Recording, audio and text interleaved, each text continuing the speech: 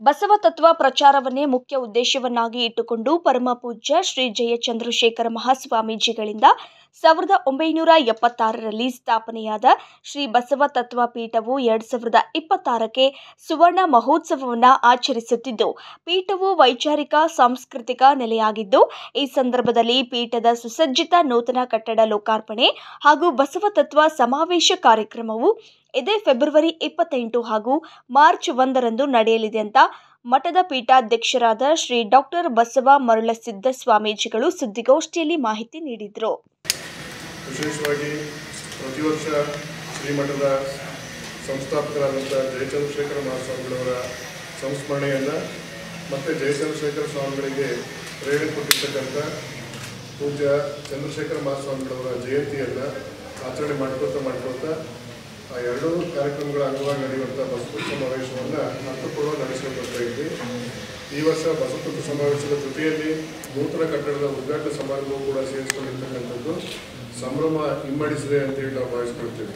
ಇದೇ ತಿಂಗಳು 28 ಮತ್ತು ಮಾರ್ಚ್ 1ನೇ ತಾರೀಕು 2 ದಿನಗಳ ಕಾಲ ನಡೆಯುವಂಥ ಈ ಕಾರ್ಯಕ್ರಮದಲ್ಲಿ ನಮ್ಮ ನಾಡಿನ ಹಲವಾರು ಜನ ಮಹಾಸ್ವಾಮಿಗಳವರು, ರಾಜಕೀಯ ಮುತ್ಸದ್ದಿಗಳು, ಮುಖಂಡರುಗಳು, ಅನಂತರದಲ್ಲಿ ಸಾಧಕರು, ಸಿದ್ದಿಕರು ಎಲ್ಲರೂ ಕೂಡ ಭಾಗವಹಿಸಿದ್ದಾರೆ.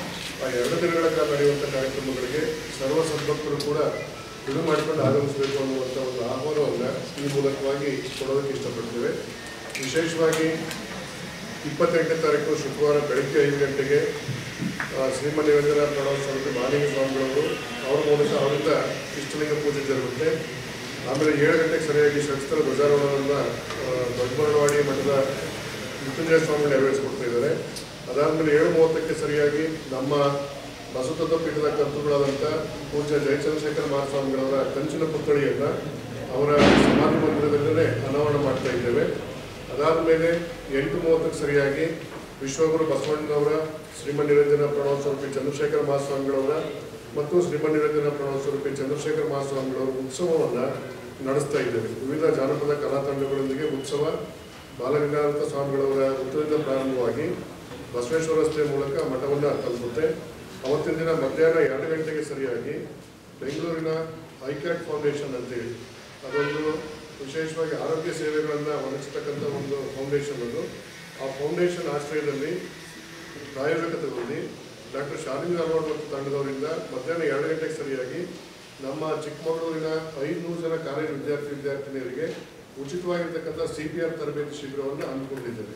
CPR ತರಬೇತಿ ಅಂತ ಹೇಳಿದರೆ ಹೃದಯಾಘಾತ ಆದ ಸಂದರ್ಭದಲ್ಲಿ ಮತ್ತು ಹೃದಯ ಸ್ತಂಭನ ಆದ ಸಂದರ್ಭದಲ್ಲಿ ವೈದ್ಯಕೀಯ ನೆರವು ಸಿಗೋದಕ್ಕಿಂತಲೂ ಮೊದಲಿಗೆ ಅವ್ರ ಜೊತೆಯಲ್ಲಿರ್ತಕ್ಕಂಥ ಒಬ್ಬ ಸಾಮಾನ್ಯ ವ್ಯಕ್ತಿನೇ ಆ ಥರದಲ್ಲಿ ಅನಾರೋಗ್ಯಕ್ಕೆ ಒಳಗಾಗಿರ್ತಕ್ಕಂಥ ಅದರಲ್ಲೂ ಹೃದಯಕ್ಕೆ ಸಂಬಂಧಪಟ್ಟಂಥ ಹೃದಯಾಘಾತ ಮತ್ತು ಹೃದಯ ಸ್ತಂಭನಕ್ಕೆ ಒಳಪಟ್ಟಂಥ ರೋಗಿಗಳಿಗೆ ಪ್ರಾಥಮಿಕ ಚಿಕಿತ್ಸೆಯನ್ನು ನೀಡೋದು ಹೇಗೆ ಅನ್ನುವಂಥದ್ರ ಕುರಿತಾಗಿ ಒಂದು ತರಬೇತಿ ಶಿಬಿರವನ್ನು ಹಮ್ಮಿಕೊಂಡಿದ್ದೇವೆ. ಆ ತರಬೇತಿ ಶಿಬಿರ ಆದ ನಂತರದಲ್ಲಿ ಬಸವತತ್ವ ಸಮಾವೇಶ ಮತ್ತು 43ನೇ ಶಿವಾನುಭವಗೋಷ್ಠಿ ಎರಡೂ ಕೂಡ ಒಟ್ಟಾಗಿ ನಡೀತಾ ಇದ್ದೇವೆ.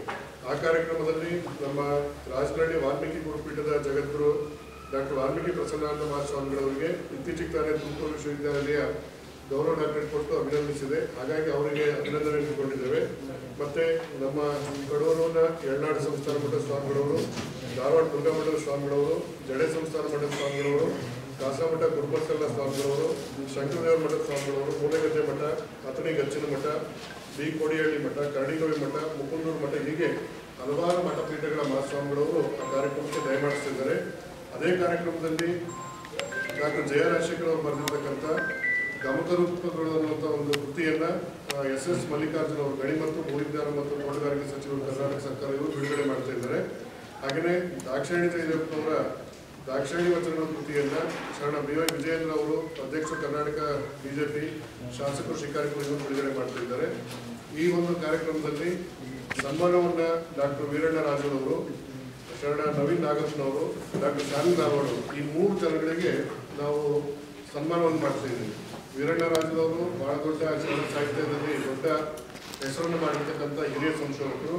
ಆಮೇಲೆ ಕ್ಯಾಪ್ಟನ್ ನವೀನ್ ನಾಗಪ್ಪ ಅವರು ಕಾರ್ಗಿಲ್ ಯುದ್ಧದಲ್ಲಿ ನೇರವಾಗಿ ಭಾಗವಹಿಸಿ ಅಲ್ಲಿ ಬಹಳ ವೀರಯೋಧನಾಗಿ ಸೆಣಸಿ ಒಂದು ಸೈನಿಕ ಪದವಿಯನ್ನು ಪಡ್ಕೊಂಡಿರ್ತಕ್ಕಂಥವರು. ಆಮೇಲೆ ಡಾಕ್ಟರ್ ಶಾಲಿನಿ ಧಾರವಾಡ ಅವರು ಏಷ್ಯಾದಲ್ಲಿ 2ನೇ ಅತಿ ದೊಡ್ಡ ಏರ್ ಆಂಬುಲೆನ್ಸ್ ಕಂಪನಿಯನ್ನು ಸ್ಥಾಪನೆ ಮಾಡಿಕೊಂಡು ಆರೋಗ್ಯ ಸೇವೆಗಳಲ್ಲಿ ಬಹಳ ದೊಡ್ಡ ಚಾರಿಟೇಬಲ್ ವರ್ಕನ್ನು ಕೂಡ ಮಾಡ್ತಾ ಇರ್ತಕ್ಕಂಥವ್ರು. ಈ 3 ಜನಗಳಿಗೆ ಸನ್ಮಾನ ಕಾರ್ಯಕ್ರಮ ಇದೆ. ಅದೇ ರೀತಿಯಲ್ಲಿ ಮುಖ್ಯ ಅತಿಥಿಗಳಾಗಿ ನಮ್ಮ ಜಿಲ್ಲೆಯ ಎಲ್ಲ ರಾಜಕೀಯ ಮುಖಂಡರುಗಳು, ಸಮಾಜದ ಮುಖಂಡರುಗಳು ಎಲ್ಲರೂ ಕೂಡ ಈ ಸಮಾರಂಭದಲ್ಲಿ ಭಾಗವಹಿಸ್ತಾ ಇದ್ದಾರೆ. ಹಾಗೆಯೇ ಮಾರ್ಚ್ 1ನೇ ತಾರೀಕು ಶನಿವಾರ ಬೆಳಗ್ಗೆ 10 ಗಂಟೆಗೆ ಸರಿಯಾಗಿ ಮಠದ ನೂತನ ಕಟ್ಟಡದ ಉದ್ಘಾಟನಾ ಸಮಾರಂಭ ನಡೀತಾ ಇದೆ. ಉದ್ಘಾಟನೆಯನ್ನ ಶ್ರೀಮದ್ ಉಜ್ಜಯಿನಿ ಸಂಧರ್ಮ ಸಿಂಹಾಸನಾಧೀಶ ಶ್ರೀ ತರಳಬಾಳ ಜಗದ್ಗುರು 1108 ಶ್ರೀ ಡಾಕ್ಟರ್ ಶಿವಮೂರ್ತಿ ಶಿವಾಚಾರ್ಯ ಮಹಾಸ್ವಾಮಿಗಳವರು ನೆರವೇರಿಸಿಕೊಟ್ಟಿದ್ದಾರೆ.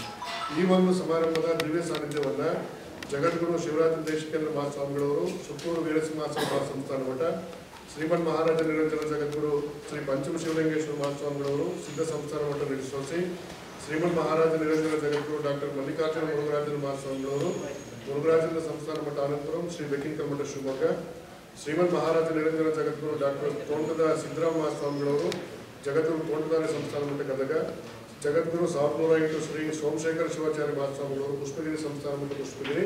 ಈ ಎಲ್ಲ ಮಹಾಸ್ವಾಮಿಗಳವರು ಈ ಒಂದು ಕಾರ್ಯಕ್ರಮದ ದಿವ್ಯ ಸಾನ್ನಿಧ್ಯ ವಹಿಸ್ಕೊಳ್ತಿದ್ದಾರೆ. ಒಂದು ವಿಶೇಷ ಏನಪ್ಪಾ ಅಂತ ಹೇಳಿದ್ರೆ, ಬಸವತತ್ವ ಪೀಠ ನೂತನ ಕಟ್ಟಡ ಮಾಡಿಕೊಂಡಿದ್ದು ಒಂದು ವಿಶೇಷವಾದರೆ ಅದರ ಉದ್ಘಾಟನೆಗೆ ನಮ್ಮ ನಾಡಿನ 6 ಜನ ಮಹಾಸ್ವಾಮಿಗಳವರು, ಜಗದ್ಗುರುಗಳವರು ಒಂದೇ ವೇದಿಕೆ ಮೇಲೆ ಬಂದು ಭಕ್ತರಿಗೆಲ್ಲರೂ ಕೂಡ ದರ್ಶನಾಶೀರ್ವಾದ ಕರುಣಿಸ್ತಾ ಇರುವಂಥದ್ದು ಅದೊಂದು ವಿಶೇಷ ಮತ್ತು ಐತಿಹಾಸಿಕ ಸಂದರ್ಭ ಅಂತ ನಾವು ಅದನ್ನು ಭಾವಿಸ್ಕೊಳ್ತೀವಿ. ಚಿಕ್ಕಮಗಳೂರಲ್ಲಿ ಹಿಂದೆ ಈ ಥರದಲ್ಲಿ 6 ಜನ ಜಗದ್ಗುರು ಒಂದೇ ವೇದಿಕೆ ಮೇಲೆ ದಯಮಾಡಿಸಿರ್ತಕ್ಕಂಥ ಉದಾಹರಣೆ ನಮಗೆ ಗೊತ್ತಿಲ್ಲ. ಅಂಥದ್ರಲ್ಲಿ 6 ಜನ ಮಹಾಸ್ವಾಮಿಗಳವರು ಒಂದೇ ವೇದಿಕೆಗೆ ದಯಮಾಡಿಸಿರುವಂಥದ್ದು ಒಂದು ವಿಶೇಷ ಅಂತ ಈ ಸಂದರ್ಭದಲ್ಲಿ ನಿಮ್ಮೆಲ್ಲರ ಗಮನ ತರ್ತಾ ಇದ್ದೇನೆ. ಇದೇ ಕಾರ್ಯಕ್ರಮದಲ್ಲಿ ಕರ್ನಾಟಕ ಸರ್ಕಾರದ ಉಪಮುಖ್ಯಮಂತ್ರಿಗಳಾಗಿರ್ತಕ್ಕಂಥ ಶರಣ ಡಿ.ಕೆ. ಶಿವಕುಮಾರ್ ಅವರು ನಮ್ಮ ಉಪನ್ಯಾಸ ಸಂಗ್ರಹಗಳಿಂದ ಅವರು ಅಲೋಕರೂಪದಲ್ಲಿ ಕುರಿತಾಗಿ ಮಾಡಿರ್ತಕ್ಕಂಥ ಉಪನ್ಯಾಸಗಳ ಸಂಗ್ರಹವನ್ನು ಬಿಡುಗಡೆ ಮಾಡ್ತಾ ಇದ್ದಾರೆ. ಹಾಗೆಯೇ ಬಸವರಾಜ ಬೊಮ್ಮಾಯಿ ಅವರು ಅಲ್ಲಮ ಅನುಸಂಧಾನ ಅನ್ನುವಂಥ ಕೃತಿಯನ್ನು ಬಿಡುಗಡೆ ಮಾಡ್ತಾ ಇದ್ದಾರೆ.